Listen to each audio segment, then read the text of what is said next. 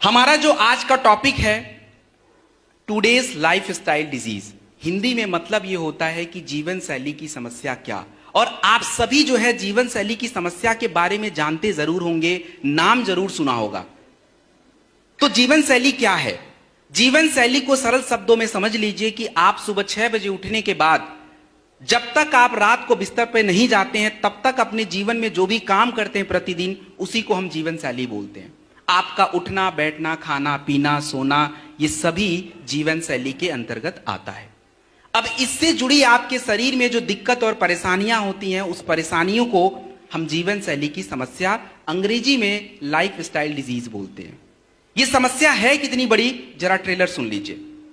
सबसे पहली समस्या कार्डियोवैस्कुलर डिजीज, हिंदी में बोलते हैं हार्ट से जुड़ी समस्याएं। भारत में यह समस्या कितनी बड़ी है?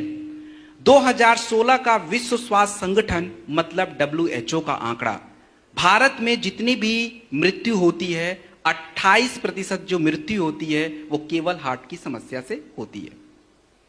दूसरी हमारी जीवन शैली की समस्या जिसका नाम है शुगर और मोटापा। भारत में प्रति 7 व्यक्ति 7 में से 1 व्यक्ति शुगर से प्रभावित है। और मोटापा के आंकड़ों के बारे में अगर आपको बताया जाए तो भारत सरकार का जो हमारा स्वास्थ्य मंत्रालय है, स्वास्थ्य मंत्रालय के अंतर्गत एक सर्वे किया गया जिसका नाम है नेशनल हेल्थ एंड फैमिली सर्वे। 2019 और 20 में किया गया, रिपोर्ट 2021 और 22 में आया। वो रिपोर्ट कहता है कि भारत में 21% लोगों को मोटापा की समस्या है। और मोटापा जो है ये केवल बड़ों में नहीं, बच्चों में भी है। बच्चों के लिए मेरे पास एक आंकड़ा है, अंतरराष्ट्रीय रिपोर्ट जिसका नाम है लैंसेट जर्नल। वो 2019 का आंकड़ा कहता है कि भारत में 15 मिलियन बच्चे मोटापा से ग्रसित हैं और ये बढ़ रहा है। तीसरी समस्या हमारे महिलाओं के शरीर की जिसका नाम है गायनिकोलॉजिकल इश्यूज, हिंदी में समझ लीजिए कि महिलाओं के शरीर से जुड़ी समस्याएं। चौथी समस्या आज हमारे शरीर की है जिसका नाम है लिवर और किडनी की समस्याएं। और लिवर और किडनी की समस्याओं के भी आंकड़े हैं, लेकिन उसके लिए प्रूफ की जरूरत ही नहीं है। हम भारत के छोटे शहरों से आए या बड़े शहरों से आए, किसी भी हॉस्पिटल्स में आप पहुंच जाइए, आप हॉस्पिटल्स में जैसे एंटर करेंगे वहां पे लिखा रहता है डायलिसिस अवेलेबल है, डायलिसिस की सुविधा उपलब्ध है। क्या मतलब है? तो सीधा सा मतलब यह है कि लोगों की किडनी अब ज्यादा खराब हो रही है, क्योंकि मार्केट में वही चीज बिकता है जिसकी डिमांड ज्यादा होती है। तो डिमांड मतलब डायलिसिस का है, तो मतलब सीधा है कि किडनी खराब हो रही है। पांचवी समस्या आज हमारे शरीर की जो हमें सबसे ज्यादा हो रही है जिसका नाम है कैंसर, ट्यूमर और गांठें। और कैंसर के आंकड़े क्या कहते हैं? तो कैंसर इतनी बड़ी समस्या है कि भारत सरकार उसको खुद ऑब्जर्व करती है। हमारे भारत सरकार का एक प्रोग्राम है नेशनल कैंसर रजिस्ट्री प्रोग्राम, जो ये बताता है कि भारत में प्रति वर्ष 2019 तक 1.33 मिलियन केसेस प्रति वर्ष नए आ रहे हैं। पुराने जो हैं वो तो हैं नए। और 2035 तक ये आंकड़ा 1.77 मिलियन तक पहुंचेगा। और आखिरी जो हमारी समस्या होती है उसको हम बोलते हैं अर्थराइटिस, गठिया की समस्या। तो ये मुद्दे हैं आज हमारे बीच में, ये समस्याएं हैं। और भारत का शायद ही कोई घर होगा जो ये 6 मुख्य समस्याएं आपको दिख रही हैं, इनमें से कोई एक समस्या ना मिले। मिल ही जाता है, पक्का है, 100% मिलेगा। और ये समस्याएं अब क्यों हो रही हैं? कुछ लोगों को अपना एटीट्यूड रहता है कि हम तो कंट्रोल ही कर लेंगे इनको। अरे आप कैसे कंट्रोल कर लोगे? ये तो हमारे जीवन का हिस्सा बन गया है, और वो मैं आपको प्रूफ कर देता हूं। अगली स्लाइड प्लीज। हमारे जीवन का हिस्सा कैसे बन गया ये? सबसे पहला कारण है टॉक्सिन। टॉक्सिन की अगर मैं उदाहरण दूं, यहां पे मेरे पास है वो पानी की बोतल वहां रखी है, इधर भी रखी है। ये पानी की बोतल, कितने लोगों को लगता है ये बिल्कुल सही है, बिल्कुल फिल्टर्ड, सब कुछ अच्छा है? नहीं पता। रिसर्च जो है, रिसर्च ये कहता है कि जब इसकी पैकेजिंग होती है, पैकेजिंग के साथ इसके जो कण होते हैं प्लास्टिक के, वो उस पानी में घुल जाते हैं, वो आंखों से दिखेंगे ही नहीं। और रोज हमारे शरीर में ऐसे दुनिया भर के टॉक्सिन्स आते हैं। और टॉक्सिन्स अगर हमारे शरीर में जाएंगे तो शरीर में जाके शरीर को अच्छा तो नहीं कर सकते, वो हमारे शरीर को नुकसान पहुंचाते हैं। दूसरा कारण हमारे शरीर में समस्याओं के होने का, वो आपका होता है आपका गलत सलत भोजन, जो मैं थोड़ी देर में बताने वाला हूं।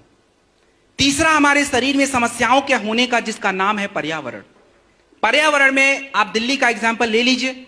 दिल्ली में बच्चे हों, बड़े हों, बुजुर्ग हों, आप सबको देखोगे किसी को एलर्जी और सांसों के रोग सबसे ज्यादा दिल्ली में है। वैसे बाहर भारत के और भी राज्य हैं जहां पे हैं, लेकिन दिल्ली में सबसे ज्यादा। उसका सबसे बड़ा कारण है प्रदूषण। वहां पे जल प्रदूषण भी ज्यादा है, वायु प्रदूषण भी ज्यादा है और बाकी की सारी चीजें। तो पर्यावरण भी है एक बहुत बड़ा फैक्टर है। और जितने लोग को यहां पे लगता है कि नहीं हम तो दिल्ली में नहीं रहते, हमें कोई फर्क नहीं पड़ता, तो दिमाग अपना क्लियर कर लीजिए। मैं आपको आंकड़े बता देता हूं। दुनिया के 20 प्रदूषित शहरों में 1 से 20 तक भारत के 13 शहर आते हैं। भारत सबसे नंबर 1 पे आता, बहुत पीछे है प्रदूषण में, सबसे ऊपर हम हैं। और चौथा कारण हमारे शरीर में समस्या के होने का, उसका नाम है, क्या नाम है? मिलावट, एडल्टरेशन। एडल्टरेशन को मैं आपको एक एग्जांपल से समझा देता हूं, ज्यादा जल्दी समझ आ जाएगा। कितने लोग आज तक अपने जीवन में कभी भी चाउमीन नहीं खाए हैं, नूडल्स नहीं खाए हैं, बोल रहा हूं? नहीं, तो 4 लोग मिल जाएंगे। नहीं खाए हैं, बहुत अच्छी बात है, दैट्स वेरी गुड। लेकिन ज्यादातर हमने खा रखा है। अब खाने में क्या होता है कि हमारा दिमाग थोड़ा बचत पे ज्यादा दिमाग लगाता है, तो हम लोग बाहर का खाते तो हमें लगता है चलो घर में भी ट्राई कर लेते हैं। तो घर वाला जो बनाते हैं तो घर में कौन सा स्वाद देता है? कोई स्वाद नहीं आता। आता है स्वाद घर में? मजा नहीं आता। फिर हमें लगता है छोड़ो यारो 10 रुपए ठेले वाला ही खा लेते हैं या रेस्टोरेंट वाला। अंतर क्या है? दोनों में अंतर जो है, और भी तत्व हैं। आपका MSG होता है, मोनोसोडियम ग्लूटामेट, जो इन्होंने अजीनोमोटो बोला, उसमें मिलाया जाता है और ये टेस्ट को और फ्लेवर को बढ़ा देता है। ऐसे दुनिया भर के तत्व हैं जो आपके खाने में फ्लेवर्स में मिलाए जाते हैं।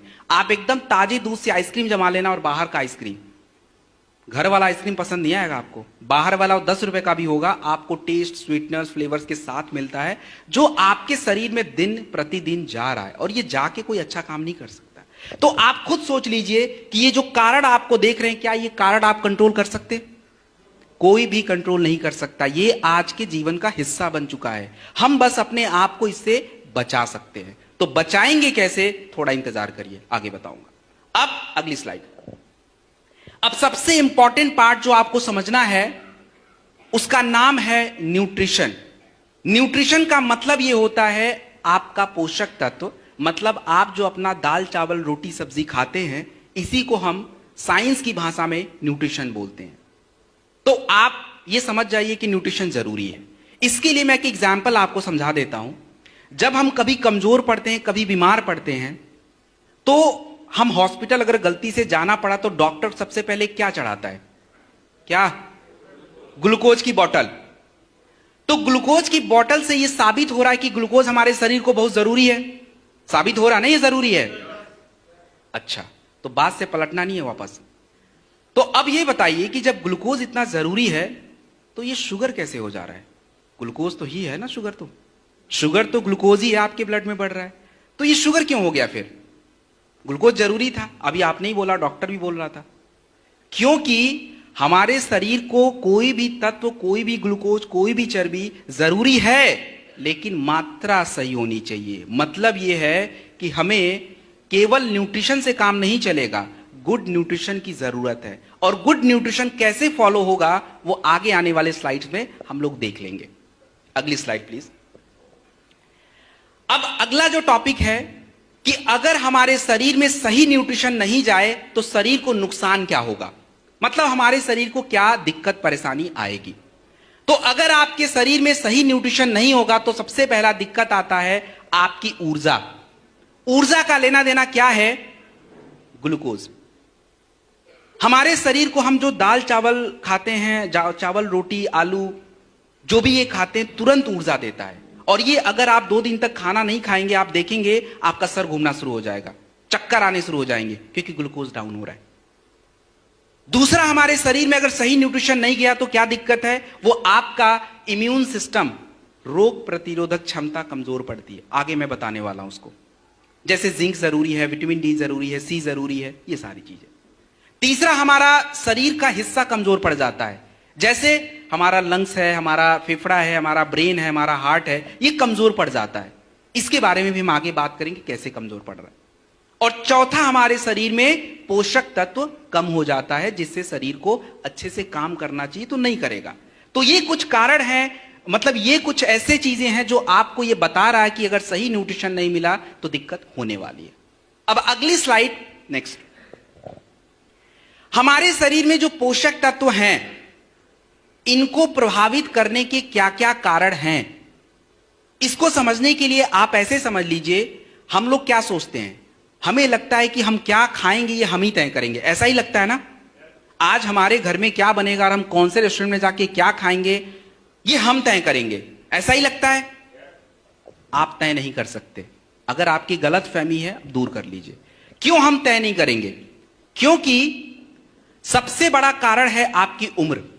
आपकी उम्र क्या है यह तय होगा आप क्या खाओगे। क्योंकि बच्चा जो है उसको बहुत ज्यादा बर्गर पिज्जा पास्ता नहीं चाहिए था, उसको तो प्रोटीन चाहिए था, कैल्शियम चाहिए था, जिंक चाहिए था, ताकि बॉडी ग्रो करे।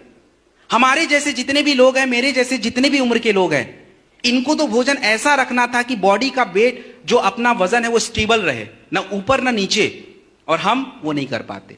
और तीसरा अगर मैं बात करूं तो जितने भी हमारे बुजुर्ग लोग हैं उनका भोजन तो ऐसा होना था कि उनकी बुढ़ापा थोड़ा कम रहे, जल्दी से शरीर कमजोर ना पड़े। लेकिन हम तो वही दाल चावल रोटी सब्जी यही सारी चीजों को फॉलो कर रहे हैं, and that is the biggest problem.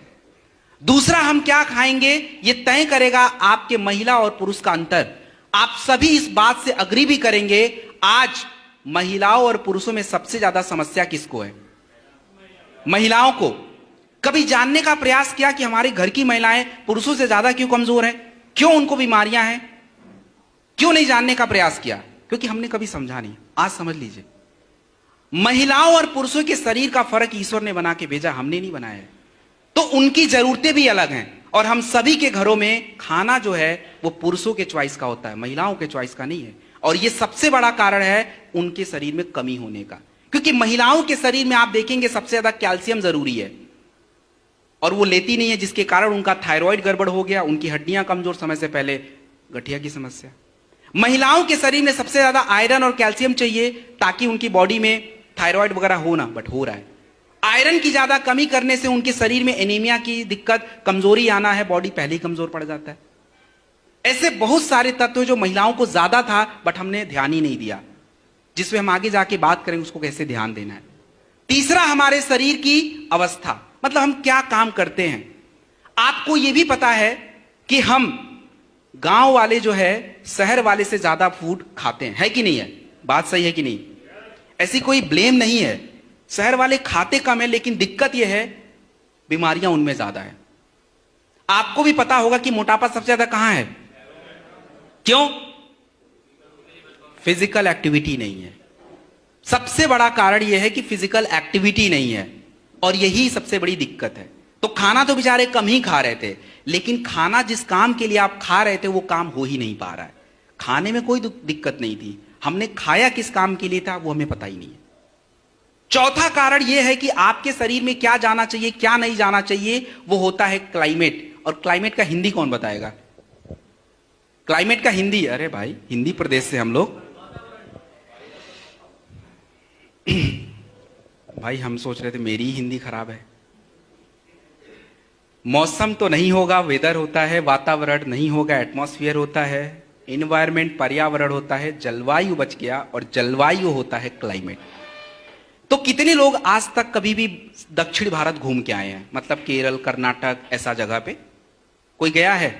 चलिए, आपने उनके भोजन को देखा होगा। हम नॉर्थ इंडियन उनके भोजन को पसंद नहीं करते। कभी काल महीने में मन किया तो वो डोसा सांभर खा लेंगे, लेकिन अगर बोला जाए 2 दिन 3 दिन खाओ, भाई हमसे नहीं हो पाएगा।